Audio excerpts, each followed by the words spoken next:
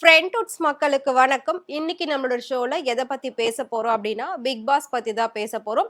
Big pass பத்தி அப்படின்னு சொன்னோம்னா, எல்லாருமே இதுதானே பேசுறாங்க. ஸோ நீங்களும் எதுக்கு அதையே பேசுறீங்க அப்படின்னு கண்டிப்பா உங்க எல்லாருக்குள்ளயுமே ஒரு சலிப்பு வரும்.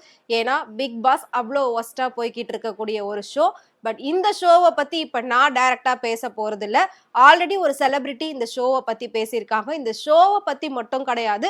இந்த ஷோ இப்படியே போச்சுன்னா, அந்த சேனலுக்கே ஆபத்து வரும் அப்படின்ற மாரி பேசியிருக்காங்க. எஸ், அத பத்தி தான் இப்ப நாம பார்க்க போறோம். ஷகீலா விஜய் டிவிய பத்தி பயங்கரமான ஓப்பன் டாக்கா நெறைய விஷயங்கள் பேசியிருக்காங்க. அது என்ன அப்படின்றத ஃபுல்லா பார்க்கலாம். ஃபர்ஸ்ட் ஷகீலா அவங்கள பத்தி சொல்லணும் அப்படின்னா, இதுக்கு முன்னாடி முழுக்க முழுக்க நெகட்டிவாவே அவங்களோட பேர் வந்து இருந்தது. ஸோ அவங்க பேர் சொல்லும்போது எல்லாருமே பார்க்குற விதம், கேட்கிற விதம் வேற மாதிரி இருந்தது. ஸோ ஒன்ஸ் விஜய் டிவிக்குள்ள அவங்க குக்கு வித் கோமாளி அப்படிங்கிற ஷோல வந்ததுக்கு அப்புறமா, அதாவது தமிழ்நாட்டினுடைய அம்மா அப்படின்னு கொண்டாடுற அளவுக்கு அவங்களோட பேரு நல்லபடியா அந்த ஷோ மாத்துச்சு அப்படின்னே சொல்லலாம். ஸோ எல்லாருமே வந்துட்டு எந்த அளவுக்கு நெகட்டிவா பார்த்தாங்களோ, அதை விட பல மடங்கு பாசிட்டிவா பார்க்குற அளவுக்கு அந்த ஷோ அவங்களுக்கு பேர் வாங்கி கொடுத்தது. ஸோ எப்பவுமே அந்த சேனலுக்காக அவங்க கடமைப்பட்டிருப்பேன் அப்படின்னு சொல்லி நிறைய இன்டர்வியூஸ்ல நிறைய ஷோஸ்ல சொல்லியிருக்காங்க. நம்ம எல்லாருமே அதை பார்த்திருப்போம். அப்படிப்பட்டவங்க ரீசெண்டா ஒரு இன்டர்வியூ கொடுத்திருக்காங்க. அதுல ஓப்பன் டாக்கா நிறைய விஷயங்கள் அந்த சேனலை பத்தி சொல்லியிருக்காங்க. ஸோ அது என்ன அப்படின்னு பாத்தீங்கன்னா, முக்கியமா ஃபர்ஸ்ட் நான் சொன்ன மாதிரி பிக் பாஸ் பிக் பாஸை பத்தி நாம மட்டும் கிடையாது, இன்னைக்கு சோசியல் மீடியாவை திறந்தாலே எல்லாருமே அதை பத்தி தான் பேசிக்கிட்டு இருக்காங்க. பட் யாராவது ஒரு பெர்சன்டேஜாவது நல்லபடியா ஒரு பாசிட்டிவான விஷயங்கள் அதுல இருக்கிறத பேசுறாங்களா அப்படின்னு கேட்டா கண்டிப்பா அது இல்லவே இல்லை. அது கேள்விக்குறி கூட கிடையாது. இல்லை அப்படின்னு சொல்லியே முடிச்சிடலாம். ஏன்னா முழுக்க முழுக்க அவ்வளோ ஒரு நெகட்டிவா, அவ்வளோ ஒரு ஆக்வர்டா அந்த ஷோ போய்கிட்டு இருக்கு. இப்படியே போச்சுன்னா கூடிய சீக்கிரம் இந்த ஷோ தடை பண்ணணும் அப்படின்னு சொல்லி ஹைகோர்ட்டு, சுப்ரீம் கோர்ட்டுக்கே வந்துட்டு வழக்கு போனாலும், கேஸ் கொடுத்தாலும் எந்த ஒரு ஆச்சரியப்படுறதுக்கு இல்லை அப்படின்ற மாதிரி சொல்லியிருக்காங்க. முக்கியமா இந்த ஷோ இப்படியே போச்சு அப்படின்னா விஜய் டிவிக்கு அழிவு காலம் ஆரம்பிச்சிருச்சு அப்படின்னு தான் அர்த்தம்னு அவங்க சொல்லியிருக்காங்க. ஸோ ஷகீலா அம்மா இப்படி ஒரு ஓப்பன் டாக்கா விஷயத்த சொன்னது ரொம்பவே ஆச்சரியப்படக்கூடிய அளவுக்கு இருக்கு. என்ன அப்படின்னா, அவங்க வளர்ந்தது, நல்ல பெயர் எடுத்தது எல்லாமே பாத்தீங்கன்னா முழுக்க முழுக்க அந்த சேனலோட பொறுப்பு அப்படின்னு சொல்லலாம். அவங்க வளர்ந்தது, நல்ல பெயர் எடுத்தது, இது எல்லாமே முழுக்க முழுக்க அந்த சேனல்ல அவங்களுக்கு கிடைச்ச அந்த ஒரு வாய்ப்பு அப்படின்னு சொல்லலாம். அதுக்கப்புறமா நிறைய ப்ரோக்ராம்ஸ் அந்த சேனல்ல அவங்க வந்திருக்காங்க. ஸோ இப்போ அவங்க வந்து பல செலிபிரிட்டிஸை இன்டர்வியூ எடுக்கக்கூடிய லெவல்ல நிறைய விஷயங்கள் அவங்க பண்ணிட்டு இருக்காங்க. இது எல்லாத்துக்குமே அந்த சேனல் தான் காரணம் அப்படின்னுமே அவங்க சொல்லுவாங்க. அப்படி இருக்கிறவங்க இந்த பிக் பாஸ் ஷோவை பத்தி என்ன சொல்லியிருக்காங்க அப்படின்னா, கொஞ்சம் கூட தகுதியே இல்லாத ஆட்கள் எல்லாம் கொண்டு வந்து உள்ள போட்டிருக்காங்க. எப்படி இவங்க செலக்ட் பண்ணாங்க? தெரிஞ்சு பண்ணாங்களா? தெரியாம பண்ணாங்களா? இல்ல டிஆர்பிக்காக இப்படி எல்லாம் பண்ணாங்களா? கண்டென்ட்டுக்காக இப்படி பண்ணாங்களா? அப்படின்னு தெரியல.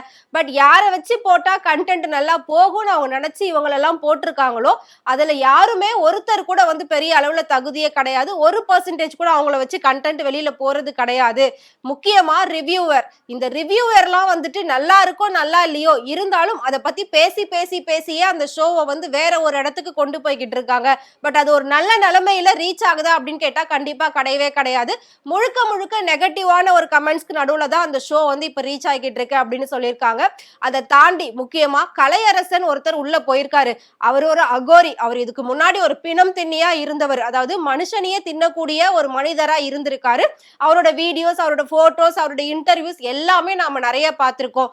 நானும் அந்த பையனை கூப்பிட்டு பேசியிருக்கேன். அப்படி பேசும்போது எனக்கு இந்த லைன் தான் பிடிச்சிருக்கு, நான் வந்து முழுக்க முழுக்க ஆன்மீகத்துல போகணும்னு தான் ஆசைப்படுறேன் அப்படி இப்படின்னு சொல்லி அவ்வளோ பெருசா அந்த பையன் பேசினான். அதுக்கப்புறம் பார்த்தனா அவங்க பொண்டாட்டி பிக் பாஸ் போறதுக்கு முன்னாடிதான், கொஞ்ச நேரத்துக்கு முன்னாடி 2 பேரும் ஒண்ணு சேர்ந்துட்டோம் அப்படின்னு சொல்லி வீடியோ போடுறாங்க. ஆனா அதுக்கு முன்னாடி ஏன் ஒரு வார்த்தை கூட 2 பேரும் சேர்ந்துட்டோம் அப்படின்னு சொல்லி வீடியோ போடல? சோ இதை வந்து நான் கண்டிப்பா கேட்பேன் அப்படின்ற மாதிரி ஷகீலா சொல்லியிருந்தாங்க. சோ நாங்க சேர்ந்ததை ஏன் உங்ககிட்ட சொல்லணும் அப்படின்னு சொல்லி அவங்க சொன்னாலும், பிரியும் போது 2 பேரும் இங்க வந்து நின்னு சண்டை போட்டீங்கல்ல, ஆளாளுக்கு ஒருத்தர் மேல ஒருத்தர் அவ்வளவு குற்றச்சாட்டுகள் வச்சீங்கல்ல, அப்ப திரும்ப சேர்ந்ததையும் சொல்லணும் அப்படின்றது கண்டிப்பா விதி இருக்கு அப்படின்னு சொல்லி நான் சொல்லுவேன்னு சொல்லி ஷகீலா வந்து சொல்லியிருந்தாங்க. சோ இந்த விஷயம் பயங்கர வைரலா போய்கிட்டு இருக்கு. இது எல்லாத்தையும் தாண்டி கலையரசன் என்ன சாதிச்சாருன்னு சொல்லி உள்ள போட்டிருக்காங்க. ஏதாவது ஒரு விஷயம் நல்லது பண்ணி அது மக்கள் கிட்ட போயிட்டு நல்லா ரீச் ஆயிட்டு அவர் பேர் வாங்கியிருந்தா பரவாயில்ல, அவரை கூப்பிட்டு உள்ள போட்டிருக்கலாம். ஒரு பிணம் திண்ணியே நீங்க வந்து உள்ள போட்டிருக்கீங்க அப்படின்னா, மனுஷனுக்கு மனுஷனே சாப்பிடுறாங்கன்னா அவனை கொண்டு போய் ஒரு 10-15 பொண்ணுங்களுக்கு நடுவுல எப்படிங்க போட முடியும்? இன்னொருத்தர் தான் தான் பெரிய நடிப்பு அரக்கன், நடிப்பு அசுரன்னு சொல்லிக்கிட்டு சுத்திக்கிட்டு இருக்காரு. அவரை கொண்டு போய் எப்படி நீங்க உள்ள போட்டீங்க? பிசியோதெரப்பிய போய் டாக்டர்னு சொல்லி சுத்திக்கிட்டு இருக்காரு. இந்த மாதிரி ஆட்கள்லாம் இருக்கிறதுனாலதான் பிக் பாஸ் அப்படின்ற ஷோவே ரொம்ப அடிமட்ட லெவல்ல போய்கிட்டு இருக்கு. இப்படி ஒரு ஷோ வந்து இனி நடத்தினா என்ன, நடத்தலனா என்ன, இந்த ஷோ மட்டும் இப்படியே கண்டினியூ ஆச்சுன்னா கண்டிப்பா சொல்றேன் அந்த சேனலுக்கு மிகப்பெரிய அழிவு காலம் ஆரம்பிச்சிருச்சுன்னு தான் அர்த்தம் அப்படின்னு சொல்லி அவங்களே ஓபன் டாக்கா சொல்லியிருக்காங்க. அது மட்டும் இல்லாம சில வருடங்களாவே விஜய் டிவி நிறைய விஷயங்கள்ல முன்னணியில இருந்துகிட்டு இருக்கு. பல சேனல்களுக்கு முன் உதாரணமா இருந்துகிட்டு இருக்கு. ஏன்னா கஷ்டப்படுறவங்களுடைய நிறைய பேருடைய கைகளை பிடிச்சு தூக்கி விட்ட ஒரு சேனல் அப்படின்னா அதுல முதன்மை இடத்துல வந்து விஜய் டிவி தான் இருக்கு. அதுல நானும் ஒருத்தி அப்படின்னே சொல்லிக்கலாம் அப்படின்னு அவங்க சொல்லியிருக்காங்க. இந்த விஷயம் நம்ம எல்லாருக்குமே தெரியும். ஒண்ணுமே இல்லை அப்படின்னு சொல்லி வந்தவங்க கூட இன்னைக்கு ஒரு பெரிய செலிபிரிட்டியா இருக்காங்க அப்படின்னா அது அந்த சேனல் கொடுத்த ஒரு பெரிய வாய்ப்பு அப்படின்னு சொல்லலாம். சோ கஷ்டப்படுறவங்களுக்கும் உண்மையான திறமை இருக்கிறவங்களுக்கும் வாய்ப்பு கொடுக்கறது தான் ஒரு நல்ல தொலைக்காட்சிக்கு அழகே தவிர இப்படி கண்டதையும் தூக்கி உள்ள போட்டு அது மூலயமா கண்டென்ட் கிரியேட் பண்ணி அது மூலயமா டிஆர்பி ஏத்தணும்னு நினைக்கிறது ரொம்ப ரொம்ப தப்பான ஒரு விஷயம். இது ரொம்ப நாளைக்கு நல்ல முறையில ஆரோக்கியமான முறையில ஏறாது அப்படின்னு அவங்க சொல்லியிருக்காங்க. சோ பிக் பாஸை பொறுத்த வரைக்கும் அந்த சேனல்ல இருக்கக்கூடிய அவ்வளோ பேருமே அதுக்கு அகைன்ஸ்டா தான் இருந்துகிட்டு இருக்காங்க. ஏன்னா வெளியில இருந்து எல்லா இன்ஃப்ளூயன்சரையும் தூக்கி உள்ள போட்டிருக்கீங்க. அப்ப விஜய் டிவிலேயே காலகாலமெல்லாம் நாங்க நடிச்சுக்கிட்டு பேர் வாங்கிக்கிட்டு இந்த ஷோலயே நாங்க நிறைய சுத்தி சுத்தி வந்துகிட்டு இருக்கோமே, அப்படி இருக்கும்போது எங்களுக்கெல்லாம் ஏன் ஒரு வாய்ப்பு கொடுக்கலன்னு சொல்லி விஜய் டிவில இருக்கக்கூடிய நிறைய பிரபலங்கள் கேள்வி கேட்டுக்கிட்டு இருக்காங்க. இதனால விஜய் டிவிக்கும் விஜய் டிவி பிரபலங்களுக்குமே நிறைய முன்னுக்கு பின் சண்டைகள் வந்துகிட்டு இருக்கு அப்படின்ற மாதிரி ஒரு நியூஸுமே வந்துட்டு இருக்கு. சோ இதுதான் வந்து தொடர்ந்து பிக் பாஸால ஒவ்வொரு விஷயத்திலயும் விஜய் டிவி வந்து பின்தங்கிட்டு தான் இருக்கு. சோ ஆட் கொடுக்கறவங்க கூட பாத்தீங்கன்னா சும்மா ஓகே ஓரளவுக்கு போதா அப்படின்ற மாதிரி தான் ஆடே கொடுத்துக்கிட்டு இருக்காங்களே தவிர நிறைய நிறைய ஆட் எல்லாம் யாருமே கொடுக்கறது இல்லை. ஏன்னா உள்ள இருக்கிற கண்டஸ்டன்ட்டை யாருக்குமே 1% கூட பிடிக்கல அப்படின்னு தான் எல்லாருமே சொல்லிட்டு இருக்காங்க. சோ நம்ம ஏற்கனவே சொன்ன மாதிரி தண்ணியில ட்விஸ்ட் வைக்கிற அப்படின்னு சொல்லி ஆக்வர்டா பேசுறது, ஆக்வர்டான விஷயங்களை வந்து வெளிக்காட்டுறது, இப்படி எல்லாம் பண்ணிக்கிட்டு இருக்காங்க. ஒரு தண்ணிக்காக கொழாடி சண்டை அப்படின்னு சொல்லி நம்ம கேள்விப்பட்டிருப்போம் தமிழ்நாட்டுல. மத்த எல்லா இடத்துலயும் பாத்தீங்கன்னா தண்ணிக்காக அவ்வளோ சண்டை போட்டுப்பாங்க. அதை கொண்டு வந்து இங்க தத்ரூபமா காமிச்சுக்கிட்டு இருக்காங்க. ஒரு செலிபிரிட்டி லெவல்ல இருக்கிறவங்க இப்படி அசிங்கமா பக்கெட் வச்சு தண்ணிக்காக சண்டை போட்டுக்கிட்டா திரும்பவும் அவங்க அந்த ஷோ முடிஞ்சு வெளியில வரும்போது எப்படி நாம அவங்கள செலிபிரிட்டியா பார்க்க தோணும் அப்படின்ற மாதிரி கேள்விகள் நிறைய பேர் கேட்டிருக்காங்க. முக்கியமா பொதுமக்கள் இந்த ஷோவை ஃபர்ஸ்ட் தடை பண்ணுங்க, தயவு செஞ்சு தடை பண்ணுங்க, இந்த ஷோவை இப்படியே ஸ்டாப் பண்ணுங்க அப்படின்னு சொல்லிட்டு இருக்காங்க. இதுல குறிப்பா இன்னொரு விஷயம் என்ன அப்படின்னு பாத்தீங்கன்னா குழந்தைகள் வந்து இதை பாக்குறப்ப ரொம்பவே கெட்டு போறாங்க. ஏன்னா இது முழுக்க முழுக்க ரொம்பவே அசிங்கமா இருக்கு.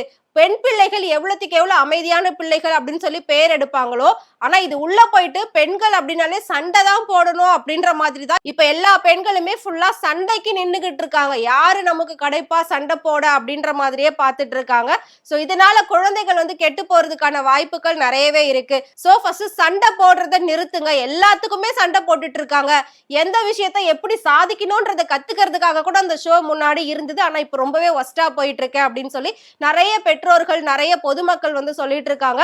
இதுக்கு முன்னாடி பிக் பாஸ் வீட்டுக்குள்ள போயிட்டு வந்த கூல் சுரேஷுமே என்ன சொல்லியிருந்தாரு அப்படின்னா பிக் பாஸ் ஷோவா இருக்கு, அது இப்போ ஆபாச ஷோ மாதிரி மாறிடுச்சு அப்படின்னு சொல்லி வாந்தி எடுத்து தன்னோட எதிர்ப்பு அவர் வந்து காட்டியிருந்தாரு ஒரு வீடியோல. அதுவுமே பயங்கர வைரலா போயிட்டு இருந்துச்சு. நான் மட்டும் முதலமைச்சர் ஆனா முதல்ல தடை பண்ணக்கூடியது அந்த ஷோவை தான் தடை பண்ணுவேன் அப்படின்லாம் அவர் வந்து சொல்லியிருந்தாரு. சோ ஒரு முதலமைச்சர் செய்யறதுக்கு பல வேலைகள் இருக்கு, இருந்தாலும் முக்கியமா நான் இதை தான் செய்வேன் அப்படின்ற மாதிரி அவர் சொல்லியிருக்காரு. அப்போ அந்த அளவுக்கு அந்த ஷோ ஒஸ்டா போகுது அப்படின்றது அதுக்குள்ள போயிட்டு வந்தவருக்கே தெரியுது அப்படின்னா அதை பாக்குற பொதுமக்களுக்கு எவ்வளவு ஹர்ட்டிங்கா இருக்கும். சோ கூடிய சீக்கிரம் இந்த ஷோவை வந்து ஸ்டாப் பண்ணுங்க, இல்ல இதை வேற மாதிரி ஏதாவது ஒரு கண்டென்ட்டா மாத்துங்க அப்படின்னு சொல்லிதான் பல சமூக ஆர்வலர்களும் சரி நெட்டிசன்களும் சரி சொல்லிக்கிட்டு இருக்காங்க. உங்களுக்கு இன்னொரு விஷயம் தெரியுமா?